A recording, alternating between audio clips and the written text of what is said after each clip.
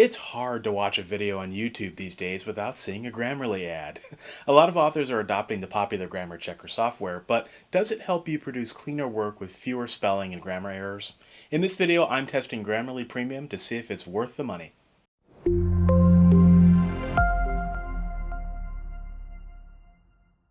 This video is brought to you by Be a Writing Machine, the book for writers wanting to know the secrets of writing better, writing faster, and being prolific. It's the exact blueprint I've used to write over 40 books and counting while balancing a full-time job, a family, and law school classes in the evenings. Boost your word counts and write deeper stories today by visiting authorlevelup.com/machine. That's authorlevelup.com/machine.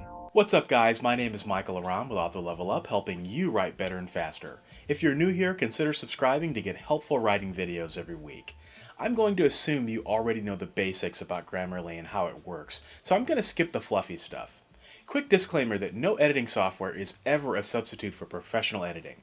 Also, I tested the software with my own work, so your mileage may vary. For the first test, I took a YouTube video script and ran it through Grammarly. I don't send my scripts to an editor, so I could benefit from having a last line of defense before I record my videos. The scripts show up as subtitles or captions in my YouTube videos, so I want them to look good. On a sheet of paper, I created 3 categories. Agree for edits that I agreed with and changed. Disagree for edits that Grammarly recommended that were correct but that I chose not to use, usually for stylistic reasons. And false positives for edits that made no sense or had a rule applied incorrectly to the text.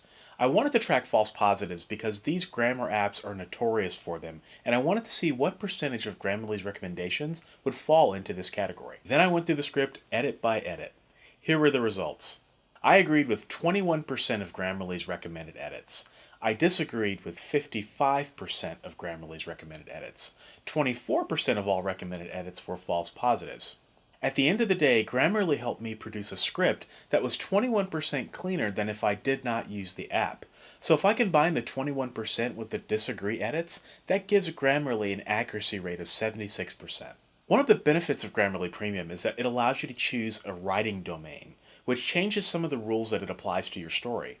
The first time I did this, I chose technical. I ran the script through another domain to see what difference it would make. This time I used creative. Here were the results. 21% agree, 67% disagree, and 12% false positives.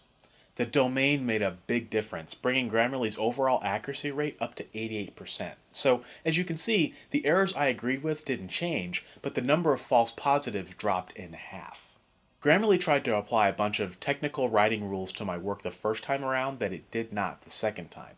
For my second test, I ran the first 10 chapters of one of my novels through Grammarly.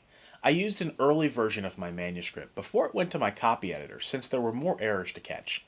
Here were the results. I agreed with 12% of Grammarly's recommendations. I disagreed with 35%, and the false positives were 53%. If we combine the agree and disagree, that's an accuracy rate of 47%.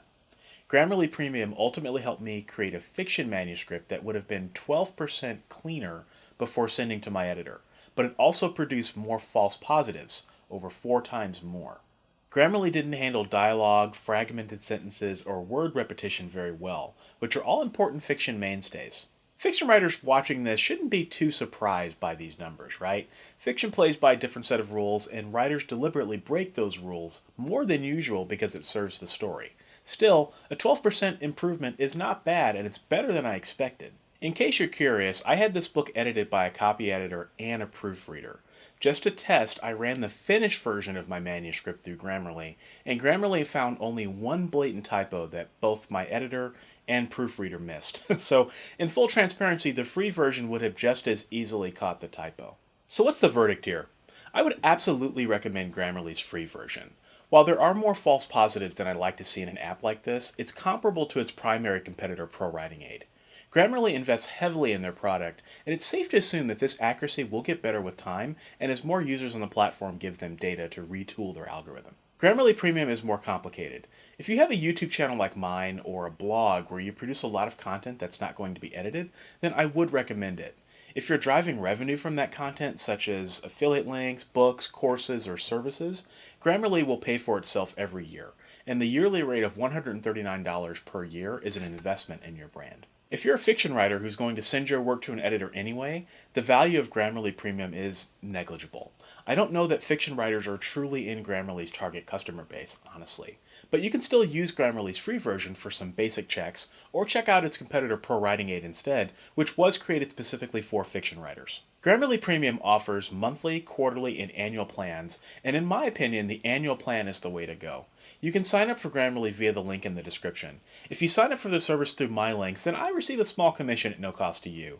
If you found this video helpful, it's an easy way to say thank you. If this is your first time watching, I would love to have you subscribe. Every week I publish videos just like this one with writing advice to help you write better and faster and grow your influence with readers. So thanks for watching, and I'll see you in the next video.